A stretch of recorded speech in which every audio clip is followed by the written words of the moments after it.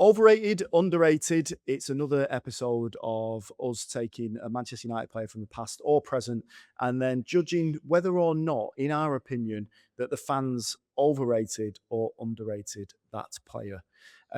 He's very excited about this one, I Mr. love this. Ballcropper. Look at I him. loved I Look love at this him. segment. Brilliant. He does enjoy it. He does enjoy it. So without further ado, let's get straight into it. So this player has 232 appearances for Manchester United, scoring 35 goals in the process. He has won the FA Cup, League Cup, and the Europa League. And I'll give you a little hint, he's not at the club anymore. Would you like to guess who it is? One guess. Jesse Lingard. It is Jesse Lingard. Is he really? Well Come done. on, come on, Cropper. Come on. Love that. Are you Hey, sure I didn't tell you that off you air? didn't tell I me. had a moment where I couldn't remember what I said. I'm having 1-0 there. I'm having that. 3 points to the Cropper. Jesse There we Lingard. go. Okay. Right. So, I'll ask you the question, is Jesse Lingard at Manchester United, was he overrated or underrated as a player? Oh, they're never easy, these. This is why I love this segment, because they're not easy, are they? Nope. Jesse Lingard, Jesse Lingard. Give me a set. Give me a set, Nathan. I know we've not got a set, but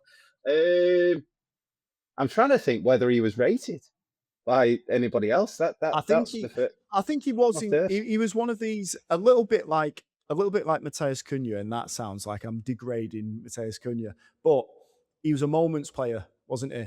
You know, he'd pop up with like a good goal every now and again.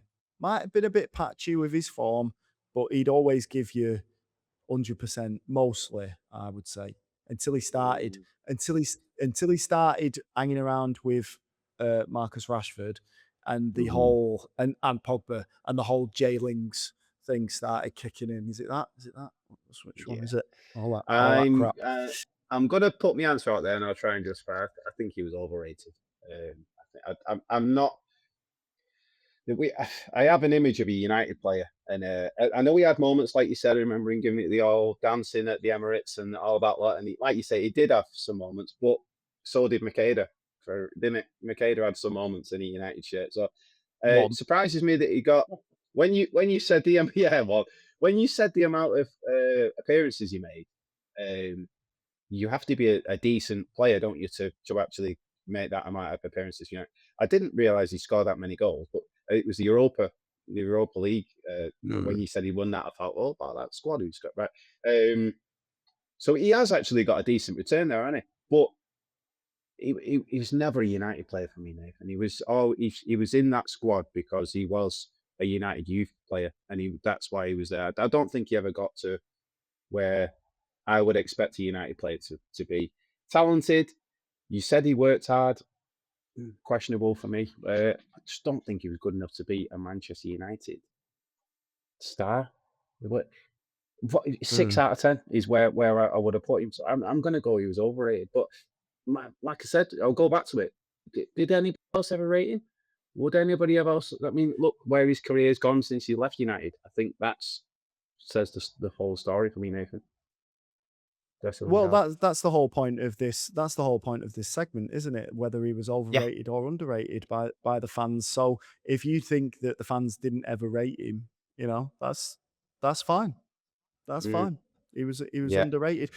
To be honest, I think there was those moments, obviously in the FA Cup, scoring the goal as he did. I think those standout moments when you remember footballers, people that had tidy careers, you tend to forget what they actually won. Do you know what I Yeah. mean? Yeah. Mostly, even I know there's a attention deficit disorder with most people these days, and you know we're only used to 15-second clips, which is probably going to be ironic because I'm going to cut this up into a clip.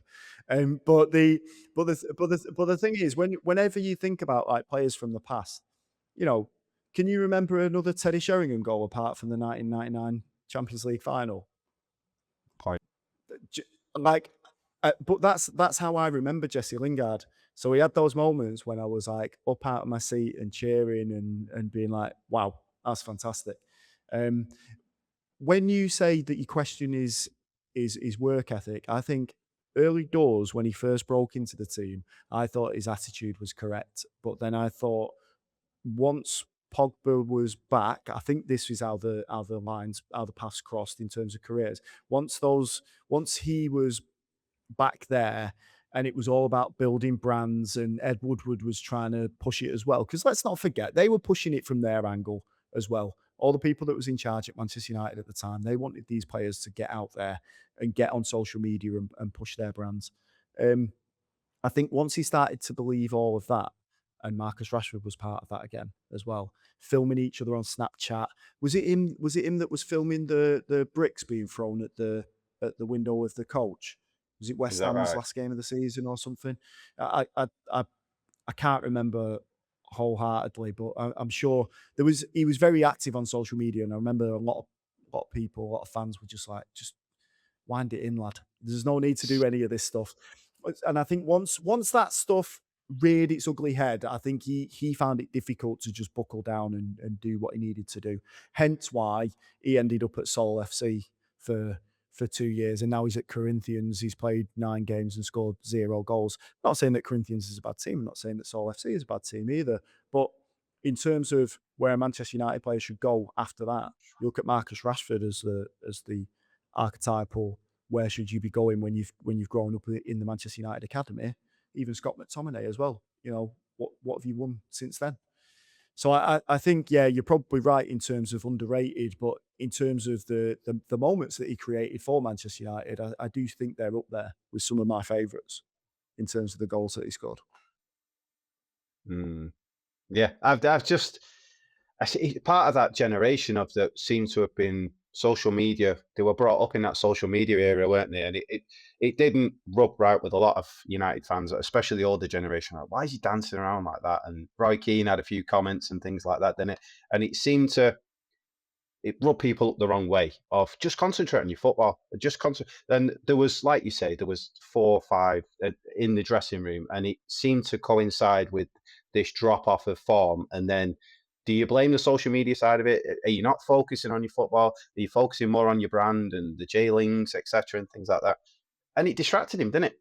Like you say, when he first Mm. came in, when he first came into the squad, we've got a bit of a player here. I'm trying to think of what position he played as well, because he wasn't really a winger, wasn't really a 10, wasn't a forward, wasn't a centre midfielder. I don't think that probably helps him, but he probably filled in all over. If you look at his stats, I bet he filled in all over the Yeah. place.